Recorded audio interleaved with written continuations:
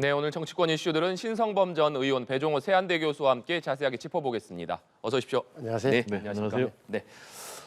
민주당 이재명 대표 대장동 위례신도시 개발 의혹 그리고 성남FC 후원금 의혹으로 수사 중인 검찰이 이재명 대표를 오늘 재판에 넘겼습니다. 수사가 본격화한 지 1년 6개월 만인데 이 대표는 검찰의 기소가 전해진 이후에 답을 정해준 기소였다면서 법정에서 진실이 가려질 것이다 이렇게 얘기를 했습니다. 먼저 의원님 오늘 이 상황 좀 어떻게 봐야겠습니까? 우선 성남시장 시절, 그러니까 야당 대표 시절이나 성남시장 시절에 말 많았던 대장동에 대한 검찰 수사가 어떻게 보면 결론이 내려진 거죠. 불구속 기소를 한다. 이재명 전 시장을. 그러니까 민간업자들에게 이른바 우리 흔히 하는 그 대장동 사기단 일단 민간업자들에게 유리하게 대장동 사업을 설계해준 최종 책임이 이재명 당시 시장에 있다. 그래서 배임이다. 구체적으로 본다면 예를 들어서 사업 공모 일정, 사업 방식, 그다음에 이런 서판교 터널을 개통한다는 그런 사실, 또한 공모 지침서 이런 내용 전반적으로 그걸 전반적으로 보면 최종 책임은 이재명 당시 시장에 있다. 그게 완전히 하나하나 말 우리 뭐 몇백 배 튀겼다는 그런 부분에 대한 최종 책임은 시장에 있다고 정리를 한 거죠. 그러니까 이게 보면은 또 흔히 하는 말로 이제 최고의 환수 조항을 꼭 최고의 환수 조항을 넣어야 된다. 일정하게 넘으면은 넣어야 된다. 그 실무진의 견의도 요청도 다 묵살하게 된 과정 이런 게 아마 증거로 남아 있을 거예요. 그런 거고 그 대신 이제 용적률을 높여준다든지 아니면 이런 식으로 해서 민간업자들에게 유리한 구조를 처음부터 만들어줬다. 그리고 과정에서도 그렇게 해야 특혜를 주었고 그 결과적으로 성남도시개발공사에 4,800억이 넘는 이익이 가야 되는데 안 가도록 해서 손해를 끼치던 게 배임이 될 테고 성남FC는 이게 내거 기업에서 133억 5천만 원을 후원금 명목으로 받았는데 다 거기에는 꼬리표가 달려있었다. 뭐냐? 건축 인허가를 해준다든지 토지 용도 변경을 해준다든지 이런 게 다 대가 관계가 성립됐기 때문에 제3자 뇌물의 수혜자다. 이런 나는 논리 구조를 갖추고 있는 거죠. 그래서 저는 뭐 결국은 이재명 대표 이야기한다면 법정에서 가려질 문제이긴 한데 검찰의 수사 방향은 뚜렷하다. 또 한 대목은 이 두 건 다 모두 다 공범이 누가 돼 있냐면 숨어 있는 어떤 실세 잘 모르는 우리 정진상 씨로 돼 있는 대목이 눈에 띄는 거예요. 이렇게 중요한 대목마다 어떤 정치적 핵심 참모인 정진상 씨가 역할을 했다고 보는 게 검찰의 수사 결론인 것 같아요. 네. 제가 보기에는. 네, 교수님은 좀 어떻게 보고 계십니까? 일단 검찰의 시간은 끝났다. 네. 이렇게 볼 수밖에 없겠죠. 이제 법원의 시간이 남아 있다. 그래서 법정에서 지금까지는 검찰의 일방적인 그런 뭐 언론 플레이 중심의 칼날 휘두르기였다면 이제 법정에서 양측 다 검찰과 이재명 대표 측 증거와 법리에 의해서 이제 싸우는 네. 그런 상황이 계속될 것이다라고 생각이 되고요. 따라서 이제 만약에 이 재판에서 유죄가 나온다면은 이재명 대표는 정치 생명이 치명타가 있겠지만은 무죄가 나온다면은 또 하나의 검찰의 흑역사로 기록이 될 것이고요. 지금 문제는 제1야당 대표에 대해서 구속영장 청구를 한 것은 우리 헌정사상 처음이거든요. 그리고 이제 불구속 기소 이것도 뭐 거의 같은 맥락에서 볼 수가 있는데 1년 6개월 동안 검찰이 전방위적으로 뭐 300건 넘게 압수수색했지만은 결정적인 지금 증거는 없단 말이에요.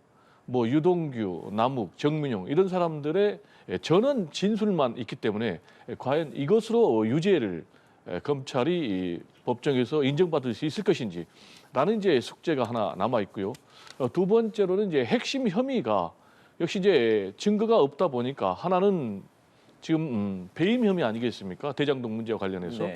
근데 지금 이재명 대표 측에서는 5천억 이상의 이익을 남겨가지고 시민들에게 돌려줬다. 그래서 단군일의 최대의 치적이다. 이렇게 얘기를 하고 있는데 지금 검찰 같은 경우는 5천억 이상의 손해를 끼쳤다라고 지금 보고 있기 때문에 지금 이재명 대표 측에서 주장하는 이 5천억 이 이익 환수 이 부분은 대법원에서도 판결을 받은 부분이다. 이렇게 주장을 하고 있기 때문에 굉장히 지금 사법부에서 어떤 판단을 내릴지 좀 지켜봐야 되겠고요.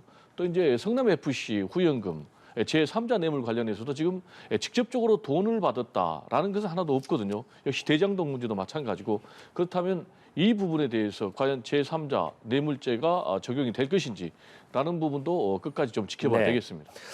그런데 검찰이 이재명 대표 측이 김만배 씨의 천화동인 1호의 지분 절반, 그러니까 428억 원을 약속받았다라는 이 혐의에 대해서는 이번 공소 사실에는 포함되지 않았습니다. 이건 좀 어떻게 봐야겠습니까? 제가 볼 때는 이 부분은 좀 굉장히 검찰 입장에서는 뼈아픈 대목이 아닌가. 네. 지금 이제 두 가지 혐의가 빠졌어요. 하나는 김용, 정진용 등의 대선 경선 자금 8억. 네. 이 부분의 혐의가 지금 적용이 안 됐고, 또 하나는 이제 말씀하신 대로 천화동인 1호 이 지분이 이재명 대표 측의 지분 428억이다. 이 부분이 빠졌단 말이에요. 근데 지금까지 우리가 계속해서 이 이슈를 많이 다룰 정도로 검찰에서 사실상 대대적으로 언론 플레이를 했지 않습니까? 그래서 이 검찰의 언론 플레이를 통해서 이재명 대표에 대해서 부패 정치인의 이미지를 더 씌웠는데 정작 이번에 기소할 때 혐의가 빠졌단 말이에요. 그럼 네. 왜 빠졌는가라는 것과 관련해서는 역시 검찰이 혐의를 뒷받침할 만한 결정적인 증거가 없었다라고 해석이 될 수밖에 없어요. 그렇다면 뒤집어서 검찰이 대대적으로 언론 플레이만 하고 이번에 혐의를 적용하지 못했다라는 얘기는 이재명 대표 또 민주당 측에서 주장하는 정치 수사였다라는 것, 또 그리고 이재명 죽이기 언론 플레이였다라는 것을 스스로 인정하는 그런 대목이 아닌가 좀 생각이 되고요. 지금 이제 계속해서 이렇게 검찰이 앞으로 이걸 또 이제 추가로 기소한다는 것 아니겠습니까? 그럼 만약에 이제 추가로 기소하지 못한다면 다시 이거는 이재명 대표에 대한 정치 수사, 표적 수사라는 그런 대목으로 이어지기 때문에 앞으로 검찰이 이걸 기소를 못하면은 검찰의 부메랑으로 돌아가지 않을까 이렇게 좀 우려가 됩니다. 네, 천화동인 1호 지분의 절반을 약속받았다라는 의혹이 이번 공소 사실에 포함되지 않은 것은 검찰이 정치 수사였다는 것을 스스로 입증하는 것이다. 이렇게 말씀해 주셨습니다. 의원께서는 어떻게 보십니까? 의심은 충분히 있지만 그게 결정적인 증거는 못 찾았다는 네. 표현은 맞는 거예요. 그러니까 지금까지 뭐 428억을 이재명 당시 시장이 받았다는 이야기는 한 번도 나온 적이 없어요. 다만 이게 뭔가 이상하다. 그러니까 이렇게 하고 나서 사후에 뭐가 주고받는 게 있었을 텐데 그게 나온 게 자기들끼리 했던 이야기가 428억이란 말이에요. 그것도 나중에 2025년에 주기로 했는데 주는 방법을 놓고 다툼이 생겼다. 심지어는 720을 줘야 되는데 왜 428억이냐. 공동경비를 제하고 나니까 428억이라고 확정된 게 2021년 3월이라고 돼 있는 거예요. 3월 달에 김만배가 저쪽에 넘겨주더니 428억이다라고 정했다는. 그럼 이 돈을 언제 줄 거냐. 그래서 김만배가 마음이 변해서 안 준다 그러니까 뭐라 그랬습니까? 누가 한마디 했다는 거 아니에요. 정신 나간 사람 아니야. 자기들끼리는 적어도 제가 보기에는 약정은 돼 있을 건 맞다. 근데 왜 빠졌느냐. 입을 다물고 있는 거예요. 그러니까 유동규와 정영학은 분명히 약정이 돼 있다. 증거가 있다고 주장하고 있는 거고 김용, 정진상, 김만배는 그런 일 없었다라고 딱 입을 떼고 있기 때문에 이걸 못 넣은 거다라고 보는 게 맞는 네. 거고 지금 경선 자금 8억만 하더라도 이거는 정진상, 김용은 아예 안 받았다. 유동규한테 받은 적이 없다라고 하고 있고 유동규는 이러저러한 날에 이렇게 준비해서 다 갖다 줬다라고 이야기해요. 2단계이기 때문에 빠졌다라고 네. 보는 게 현실적이고요. 물론 네. 다시 들어갈 수 있을지는 몰라요. 검찰이 어떻게 볼지는 모르겠으나 제가 보기에는 다만 이 문제는 자기들끼리 했던 말 저수지라는 표현. 그러니까 이걸 꼭 당시에 바로 대가로 돈을 준 게 아니라 2025년 그러니까 아주 한참 후에 나중에 실현될 이익으로 서로 인식하고 있던 건 아니냐. 급할 때 갖다 써라. 저수지. 저는 그렇게 보고 있습니다. 네. 제가 좀 첨언을 하면은 검사는 결국 이제 공소장으로 얘기를 하거든요. 판사는 판결문으로 네. 이야기를 하고 그러면은 검찰이 1년 6개월 동안 대대적으로 수사를 했다면 공소장에 이 혐의를 적용을 해서 기소를 하는 게 맞죠. 그러면 이제 공소장에 이걸 적용을 하지 못했다라는 얘기는 지금 검찰이 수사를 통해서 입증하지 못했다는 것 아니겠습니까? 그럼 반복된 얘기로 그러면 그동안에 그렇게 떠들던 그런 모든 언론 플레이는 어디로 갔냐라는 얘기. 그리고 또 앞으로 또 추가 기소한다는 얘기예요.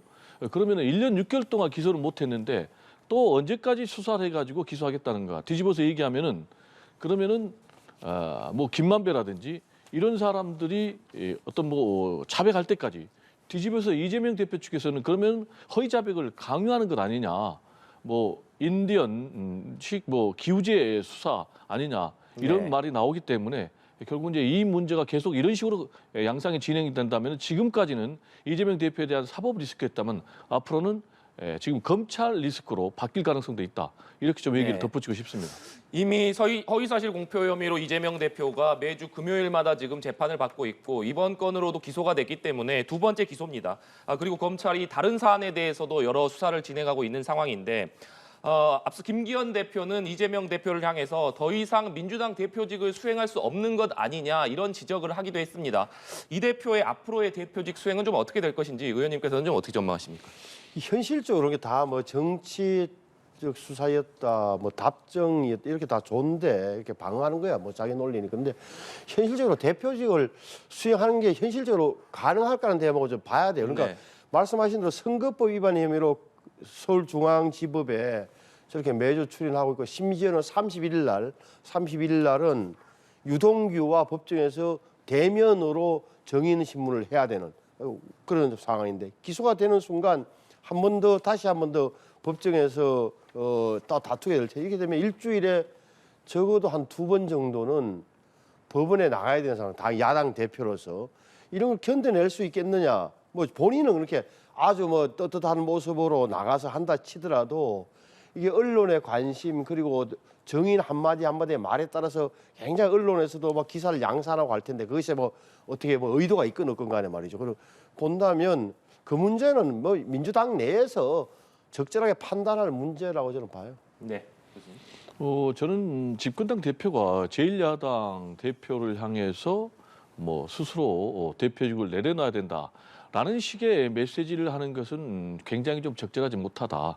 정치의 품격에도 좀 맞지 않다. 네. 얼마 전에 지금 이재명 대표하고 김기현 대표가 만나가지고 격주에 한 번씩 민생을 머리를 맞대고 논하자 이렇게 얘기를 했는데 그게 지금 불과 며칠 됐다고 이제 이재명 대표직 내려놓고 사퇴하라라는 식의 메시지를 하면은 두 대표 간의 어떤 뭐 신뢰가 형성이 되겠습니까? 그리고 그렇지 않아도 지금 이제 윤석열 대통령이 계속해서 이재명 대표는 피의자이기 때문에 나는 만나지 않겠다라는 그런 입장 때문에 지금 취임한 지 10개월이 넘었음에도 불구하고 단 한 번도 만나지 않았잖아요. 그러다 보니까 정치가 계속 대결로 치닫고 정상적인 정치가 실종이 되는 이런 상황인데 네. 이런 상황에서 또 집권당 대표가 제1야당 대표를 향해서 이런 메시지를 던진 것은 국정의 파트너 또 정치의 파트너로 인정하는 굉장히 인정하지 않는 굉장히 부적절한 발언이기 때문에 앞으로 정상적인 정치 보고를 위해서도 굉장히 바람직하지 못하고 우리 정치의 품격을 위해서도 바람직하지 못하기 때문에 좀 절제 있는 메시지가 필요하다라는 얘기를 좀 드리고 싶습니다. 네. 이런 가운데 이재명 대표의 사퇴 여부에 대한 여론조사 결과를 좀 보시겠습니다. 쿠키뉴스 여론조사를 보면 이재명 당대표직 사퇴에 대한 찬성이 47.5%, 반대가 44.9%로 조사가 됐고요. 뉴스핌 여론조사 결과를 보면 찬성이 47.7%, 그리고 반대가 44.9%로 조사가 됐습니다. 두 여론조사 모두 이재명 대표 사퇴에 대한 찬반 의견이 좀 팽팽하다 이렇게 볼 수 있을 것 같은데 이번 여론조사들의 결과를 좀 어떻게 해석해야 될지 또 이 결과를 민주당과 이재명 대표는 좀 어떻게 받아들일 것이라고 보십니까? 좋은 식으로 자기한테 유리한 방향으로 해석을 하겠죠. 그러니까 이렇게 여당과 언론에서 공격을 하는데도 사퇴해서는 안 된다는 여론이 또 40%가 넘었다는 사실을 막 강조할 것 같은데 제가 보기에는 오히려 중도층이 어떻게 판단하는지가 사실 중요해요. 그러니까 네. 민주당 지지층에서야 뭐 80% 이상이 또 사퇴하지 말라고 할 테고 국민의힘 지지층에서 90% 이상이 사퇴하라고 할 거는 뭐 눈에 보이는 상황이잖아요. 그러면 중도층이 어떻게 평가를 하는지 봐야 된다. 다만 이런 문제는 있는 거예요. 제가 말씀드렸지만 자 일주일에 2번 정도를 재판을 진행 중인데 그러면 아무리 이재명 대표가 훌륭한 인격자라 손치더라도 그게 당무가 민생에 뭐 이렇게 귀에 들어오겠습니까? 머릿속에 들어가겠어요? 저는 뭐 굉장한 어떤 그런 생각은 드는 건데 그든 말씀드린 이거는 여론을 결정해야 될 문제는 아니에요. 그럼 민주당에서 의원들과 당원들이 결정해야 되고 무엇보다도 이재명 대표가 적절한 시점에 결정을 해줘야 되는 이런 이제 제가 말씀드린 대로 여러 차례 이렇게 이게 자 여름 가을 가고 할 경우에 여론이 어떻게 움직일지는 좀 봐야 되겠지만 제가 보기에는 글쎄 좋은 식으로 변화할 것 같지는 않다라고 본다면 본인의 아마 결단이 필요한 시점은 또 분명히 찾아올 거다라는 점은 제 눈에는 그렇게 보여요. 네, 잠시 속보가 들어와서 속보부터 전해드리고 교수님 말씀 듣도록 하겠습니다. 대통령실은 미국 정부가 현지 시간 21일 공개한 반도체 지원법 관련 가드레일 조항 세부안과 관련해서 영향 분석 결과 우리 기업이 중국 내 보유 중인 제조 설비 운영에는 차질이 없을 것으로 판단된다고 밝혔습니다. 대통령실은 또 미국 정부가 3월 말 발표하는 인플레이션 감축법, IRA 상 전기차 세액공제 가이드라인 등 현안 등을 미국 측과 긴밀히 협의해서 우리 이익을 충분히 반영하도록 노력하겠다고 전했습니다. 자세한 소식은 들어오는 대로 이어서 전해드리겠습니다. 네, 방금 여론조사 결과에 대해서 의원님 설명해 주셨는데 교수님께서는 좀 어떻게 보십니까? 그동안에 좀 여론의 변화가 있었던 것 같아요. 네. 민주당 또 이재명 대표 측에서는 좀 상당히 반색깔 그런 여론조사로 보여주고요. 왜 그러냐면은 지난번에 이재명 대표 국회 체포 동의안 표결을 전후했을 때 JTBC 여론조사를 보면은 구속해라라는 여론조사가 57% 그리고 사퇴해라라는 여론조사가 56% 나왔거든요. 근데 이번에 이제 쿠키뉴스하고 뉴스핌 여론조사를 보면은 47 사퇴해야 된다, 또 사퇴해서는 안 된다 44 거의 이제 오차 범위 안에서 팽팽하게 나왔단 말이에요. 그러면 중요한 것은 왜 이렇게 여론조사가 좀 바뀌었는가? 얼마 전에 비해서 결국 제가 볼 때는 두 가지 같아요. 하나는 검찰의 수사가 좀 상당히 좀 정치적인 수사였다. 이렇게 판단한 것 같아요. 이렇게 제가 판단하는 근거는 결정적인 증거가 제시가 되지 않았고 아까 말씀드린 대로 또 검찰이 주장했던 결정적인 혐의들이 네. 지금 조서에서 기소 공소장에서 빠졌기 때문에 그렇게 보고요. 또 하나는 지금 윤석열 대통령의 한일 정상회담에 대해서 매우 부정적인 국민 여론이 지금 높지 않습니까? 그러다 보니까 국민의힘 당 지지율도 뚝 떨어졌고 이런 두 가지 여론의 변화가 지금 이재명 대표직 유지에 대해서도 좀 영향을 미친 것이 아닌가 이렇게 분석이 됩니다. 네. 민주당이 이재명 대표가 기소됐다라는 소식이 전해진 이후에 이재명 대표를 제외하고 긴급 최고위를 열었습니다. 여기서 당원 80조 예외 조항에 대해서 논의를 했는데 잠시 후인 오후 5시에 민주당이 당무위를 열어서 이재명 대표에게 당원 80조를 적용할 것이냐 아니면 예외로 둘 것이냐를 결정한다라고 합니다. 이 당원 80조 내용을 보면 당원들이 기소됐을 경우에 당직자의 직무를 정지하고 해당 수사가 정치보복으로 인정될 경우에는 당무위 의결로 이것을 취소하도록 하는 내용을 담고 있는데 교수님 잠시 후 당무위에서 이 당원 80조 적용 여부와 관련해서 좀 어떤 결론을 내리라고 결론이 이미 정해진 것 같아요. 네. 예외적으로 인정해야 된다. 왜냐하면은 이미 민주당에서는 지금 검찰의 전방위적 수사에 대해서 두 가지로 규정을 했지 않습니까? 하나는 야당 탄압이다. 또 하나는 이재명 대표 죽이기다. 이미 이렇게 규정을 했고 지난번에 체포동의안 표결 과정에서 무더기 이탈표가 나오긴 했지만 네. 그때도 의총을 열어서 야당 탄압이다. 이재명 대표 죽이기다. 그래서 사실상 부결시켜야 된다고 총의를 내렸기 때문에 이것도 그러면은 지금 당헌 80조에 어떤 정치 탄압일 경우에는 예외적으로 당무, 직무가 정지되지 않는다라는 그런 조항이 있지 않습니까? 따라서 저는 이제 그렇게 결정을 내린다고 보고요. 또 최근에 이제 당내 비명계 움직임도 보면은 네. 일단 이재명 대표에 대해서 일부에서 사퇴를 압박하는 그런 움직임도 있지만은 뭐 민주당 내부의 최대 의원 모임이라고 할 수 있는 뭐 더 좋은 미래라든지 또 민평년 이런 데서도 이재명 대표 직 유지에 대해서는 일단 인정해 주는 쪽으로 가고 있기 때문에 뭐 이변이 없이 그대로 이재명 대표에게 대해서 대표직 유지 쪽으로 결론이 날 것으로 그렇게 전망이 됩니다. 당원 80조를 이재명 대표에게 예외적으로 적용하지 않는 결론을 만약에 낼 경우에 비명계에서 이것을 어떻게 받아들일 것이냐 이 부분도 좀 관심인데 의원님께서는 어떻게 전망을 좀 하십니까? 검찰 기소를 뭐 정해놓고 이미 정해졌다는 건 표현처럼 80조 내의 조항을 이미 뭐 결론은 이미 내려져 있다. 그러면은 비민계 입장에서는 근데 지금 딜레마가 제가 보기에는 지금 동력이라는 게 지금은 안 생기는 지점이에요. 시점 자체가. 그러니까 항상 그쪽에서 이야기하는 이른바 친명 쪽이나 당 주류에서 이야기하는 대로 그럼 대안이 뭐냐는 이 문제에 봉착하게 된단 말이에요. 그러면 대안이 별로 없어 보이는 이 지점이다. 그래서 아직은 대안이나 플랜 B니 뭐 이런 걸 생각할 계제가 단계가 아니기 때문에 80조를 조항한다고 해서 여기서 반발해서 뭘 행동하기는 어렵다. 지금은 모든 시점이 아니에요. 지금은 분위기가 성숙되지 않았어요. 민주당 내에서도. 제가 보기에는 여름, 가을 지나야 적어도 법원에서 나오는 소식, 분위기 이런 것 때문에 당이 움직여줘야 비명계가 말을 할 수 있을 거다. 지금은 분위기가 성수가 안 되기 때문에 뭐 어떤 소리도 지금은 낼 수 없는 그런 저는 지점이 있다고 봐요. 네. 나중에 그 문제는 오히려 여름 이후 가을이에요, 가을. 네, 알겠습니다. 주제를 좀 바꿔서요. 정치권에서는 한일 정상회담의 후폭풍이 계속 이어지는 모습입니다. 윤석열 대통령의 한일 외교에 대한 평가 보시면서 계속해서 말씀 이어가도록 하겠습니다.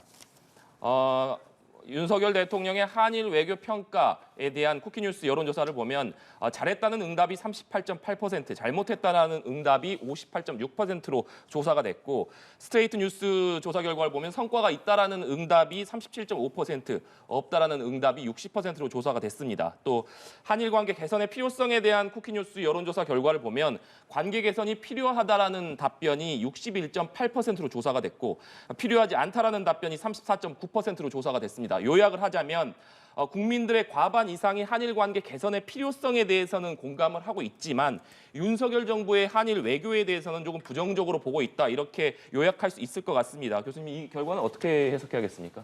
일단 국민들이 굉장히 부정적으로 보고 있는 거죠. 한일 관계가 개선돼야 된다라는 이 명제에 대해서 과연 국민들이 싫어할까요? 그래서 이 부분에 대해서는 필요하다 61% 찬성, 또 불필요하다 34% 압도적인 차이가 나는 거죠. 근데 이번에 그러면 한일 정상회담이 잘 됐느냐? 그러면 정반대로 대략 60%가 잘못했다. 그리고 잘했다가 한 40% 정도 되거든요. 그러니까 부정적인 평가가 한 20%포인트 높아요. 이 얘기는 뭐냐면은 한일 관계를 개선하는 건 좋은데 이번에 윤석열 대통령이 내놓은 한일 관계 개선안, 이 방법이 잘못됐다라는 것이 이제 국민들의 대체적인 평가가 아닌가. 이렇게 이제 여론조사 결과 좀 분석이 되고요. 특히 이제 윤석열 대통령이 이 한일 관계를 새롭게 만들기 위해서 해법을 내놓는 것은 좋은데 너무나 일방적이고 독단적이었다라는 부분이 저는 이제 가장 큰 문제라고 생각을 하고요. 그리고 이제 개문발차 형식으로 먼저 대승적으로 우리가 선의의 어떤 안을 내놓으면은 일본 측도 거기에 대해서 좀 부응해서 해주겠다라고 기대를 했지만은 지금 정반대 결과가 나왔단 말이에요. 네. 지금 일본 측의 사죄도 나오지 않았고 또 일본의 전범 기업들이 배상에 대해서 참여하지도 않았고 오히려 지금 기시다 수상 같은 경우는 여기에 대해서 한일 위안부 합의를 지켜라라고 요구하고 나오고 있고 뭐 또 후쿠시마 관련해서 뭐 수산물을 뭐 규제를 철폐해라라고 얘기하고 있는 이런 상황. 그러다 보니까 오히려 퍼주기는 했는데 일본 측으로부터 더 청구서만 많이 받은 이런 상황이기 때문에 이렇게 부정적인 국민들의 이런 평가는 당연한 것이 아닌가 이렇게 생각이 됩니다. 네. 의원님께서는 이번 여론조사 결과 어떻게 보시는지 궁금하고 어제 윤석열 대통령이 국무회의 모두 발언 생중계를 통해서 사실상 대국민 설득에 직접 나서지 않았습니까? 어제 이후에 이 여론에도 좀 변화가 있을 것으로 보시는지도 궁금하네요. 우선 여론조사 관련해서는 한일 관계 개선이 필요하다는 부분이 많이 나온 저 부분은 상당히 긍정적으로 저는 봐요. 그러니까 국민들께서 현실적으로 판단을 하고 계신 부분이 분명히 있다. 그러니까 지난 박근혜 정부 또 그 후에 문재인 정부 시절에 너무 일본하고 어찌됐건 척진 결과를 가져오면서 우리가 양쪽 다 일본과 한국 다 손해본다는 인식을 우리 국민들 갖고 있다. 다만 말씀하신 대로 왜 이렇게 서두느냐.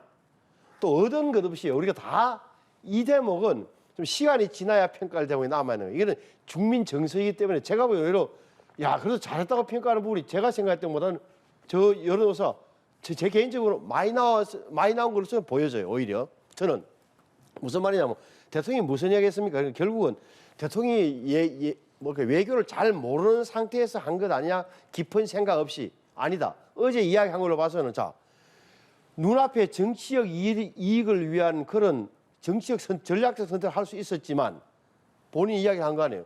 그러니까 앞으로 이렇게 반일 감정을 갖고 국내 정치에 활용하면 대통령이 할 일이 아니라고 판단했다. 출구 없는 미래더라. 자기가 대통령 취임하고 나서 보니까 한일 관계 가장 옆 나라의 관계가. 그래서 본인은 정확하게 말하면 정치적으로 손해볼 각오하고 결단을 했다는 취지로 네. 이야기를 하잖아요. 그 근거로 뭐가 들었죠? 미국과 중국이 전략 경쟁을 하고 있고 또한 국제 글로벌 공급망이 위기에 처해 있고 북핵 위기가 고도화되는 이 상황에서는 한일 협력이 중요하다고 판단 내렸다. 경제와 안보 때문에 미래로 가야 되겠다고 결단을 내렸다는 거예요. 이 대목에 대한 평가는 그럼 남는 것은 자, 이 판단이 옳았느냐 안 옳았느냐, 서둘렀냐 안 서둘렀냐, 또는 윤석열 대통령이 정치 현실을 무시하고 무모하게 하려고 한 거냐 하느냐는 이 답은 좀 더 봐야 돼요. 좀 더 보고 결과적으로 길게 보면 퇴임할 때 윤석열 대통령이 초기에 욕먹을 각오한 한미일 관계 잘 됐다. 좀 더 좁히면 올해 7월 8월쯤 기시다가 답방했을 때 서울에서 무슨 선언이 나온지를 보고 판단해야 될지 분명히 있는 거다. 그래서 의도는 윤석열 대통령의 의도가 어떤지는 이제 국민들이 알게 된 거예요. 단순한 정치 이익 때문에 하지는 않았구나. 그래도 깊은 생각이 있구나. 그다음 판단은 그러면 이게 국제적으로 흐름과 일치하느냐, 대통령이 전략적 판단 이 부분 남아있다. 제가 보는 지점은 이거예요. 어제 말이죠. 시진핑하고 푸틴이 모스크바에 만났어요. 그 시간에 기시다 어디가 있었습니까? 키예프, 우크라이나가 있었다고. 이 대목이에요. 또 시진핑과 푸틴의 공동선언 대목에서 북한에 대해서 뭐라 그랬습니까? 미국이 지금은 북한의 우려를 해소하는 호응 조치를 해야 된다. 그러니까 중국과 러시아가 완벽하게 북한 쪽으로 붙어 있는 거고, 이런 데뭐 생겼단 말이에요. 북중러, 한미일. 이렇게 되면 우리 선택은 이전처럼 뭐 안보는 미국이요, 경제는 중국이다. 이렇게 넘어갈 수가 없는 대목이 생겨요. 결정을 할 수밖에 없는 거예요. 우리가 가운데 선다고 해서 가운데 설 수 없는 지점이 생겼다. 그게 현실이라고 본다면 대통령의 저 결정이 뭐 빨랐는지 늦은지는 그도 말씀드리지만 임기 끝날 때 또는 좁히면 올해 여름쯤 보고 판단하는 게 맞더라고요. 네, 김진표 국회의장이 오늘 언론 인터뷰에서 이런 얘기를 했습니다. 한일 정상회담과 관련해서 윤석열 대통령 입장에서는 큰 결단, 양보를 했는데 국민들에게 받아들여지려면 피해자나 유족들과 더 많은 소통이 필요할 것 같다, 이런 얘기를 했습니다. 이 얘기는 좀 어떤 뜻으로 저희가 해석해야겠습니까? 일단 뭐 아무리 좋은 그런 결단도 최소한의 절차가 필요하다라는 메시지 아니겠습니까? 지금 윤석열 대통령은 미래를 향한 대승적 결단이다라고 계속 얘기를 하고 있지만은 일단 피해자가 강력 반발하고 있고, 또 그리고 국민들이 부정적으로 평가하고 있고, 지금 뭐 천주교 정의사회 구제단에서는 지금 뭐 앞으로 뭐 퇴진운동까지 지금 벌이겠다라는 것 아니겠습니까? 그래서 아무리 좋은 취지도 역시 이제 대통령 일방으로 하는 것은 바람직하지 못하다라는 얘기 좀 드리고 싶고요. 특히 이제 이 문제가 지금 우리의 사법주권의 문제하고 충돌된다는 거예요. 지금 우리나라 대법원에서 지금 배상 판결을 내렸지 않습니까? 그러면 윤석열 대통령이 내놓은 이 제3자 변제한 방식은 이것과 정면으로 충돌하는 거예요. 따라서 특별법이 만들어지지 않으면은 집행이 저는 불가능하다고 봅니다. 따라서 특별법을 만들려면은 제1야당의 도움이 결정적인데, 그러면은 이런 중요한 역사적인 결단을 함에 있어서 제1야당의 의견을 수렴하는 그런 과정이 전혀 없었잖아요. 그런데 가장 중요한 것은 일단 가해자가 아무리 미래를 가자고 해도, 피해자가 미래로 가자고 해도 이 가해자가 최소한의 어떤 반응, 그 최소한의 반응은 뭐냐면은 역시 사죄입니다. 그리고 또 배상 책임입니다. 왜냐하면 지금 일본 같은 경우는 침략의 역사가 있지 않습니까? 2차 세계대전을 일으켰고, 또 그리고 임진왜란도 일으켰고, 그런 침략의 역사가 있는 나라임에도 불구하고 지금 피해자가 과거의 가해 사실을 다 부정하는 그런 나라에 대해서 이걸 다 덮고 나간다면은 앞으로 또 제2, 제3, 제4의 침략이 없을 수 있겠습니까? 따라서 윤석열 대통령의 이 해법은 매우 역사의 정의 측면에서도 잘못된 그런 해법이다라는 얘기를 좀 드리고 싶습니다. 마지막으로 이 문제만 짧게 짚고 마무리하도록 하겠습니다. 민주당에서는 이번 회담을 뭐 강하게 비판하고 있는 상황입니다. 굴욕 외교, 조공 외교 이런 얘기를 하고 있고, 또 이번 책임에 규명하기 위해서 국정조사나 청문회 얘기도 하고 있습니다. 정부가 발표한 제3자 변제안 같은 경우에도 이것을 바로잡기 위한 법률 제정까지도 검토하겠다, 이런 입장인데 여기에 대해서는 어떻게 좀 평가하십니까? 저런 식으로 가면 안 되는 거예요. 저렇게 어차피 외교와 국방은 대통령의 전권, 국가 원수의 전권적인 사안이라는 것은 어느 나라나 마찬가지예요. 심지어 이번에 기시다가 우크라이나 간 것 때문에 원래 일본은 다 나갈 때 의회 허락을 받아야 되는데 통보를 해야 되는데 안 하고 했다는 것 때문에 야당이 문제 제기했다고 들으셨어요? 일당인 입헌민주당에서도 갔다 와라. 다만 국회에 보고를 달아달라. 이 대목인데 여기에 대해서 만약에 국가 통수권자의 결단, 어떤 결정 사항에 대해서 국회에서 국정조사를 한다니 이렇게 가기 시작하면 이거는 나라가 움직일 수 없는 거예요. 이렇게 되면은 나중에 헌법을 고치면 개헌할 때는 국회 해산권을 주는 게 맞아요. 대통령한테. 뭐 이건 더 이상 이야기하면 안 되는 거고. 다만 여기에서 야당은 비판할 수 있는 거예요. 오케이. 야당 너무 굴욕적이었다. 너무 퍼졌다.